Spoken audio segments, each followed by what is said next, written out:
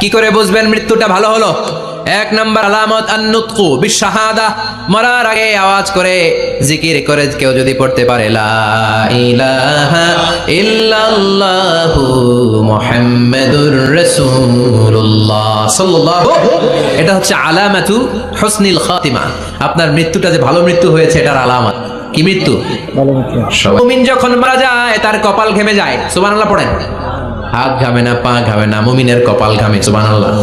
এজন্য কেউ মারা গেলে কপালের মধ্যে হাত দিবেন, দেখবেন ওই ঘামের মধ্যে একটা জান্নাতি ঘ্রাণ আছে, সুবহানাল্লাহ। আল্লাহ আল মুমিনু ইয়ামুতু বিআরাকিল জাবিন, মুমিন মারা গেলে তার কপাল ঘামে। কপাল ঘামলে বুঝতে হবে এটা ভালো মৃত্যু, ঈমানি মৃত্যু। চিল্লায় বলেন ঠিক কি না? এরপরে বিশ্বনবী বললেন ফি লাইলাতিল জুমা, জুমার রাতে যদি মরে, আও ফি শাহরি রমাদান, কিংবা রমজান মাসে যদি মরে, আও ফি সাফারিল হজ, কিংবা হজের সফরে যদি মরে। বাংলা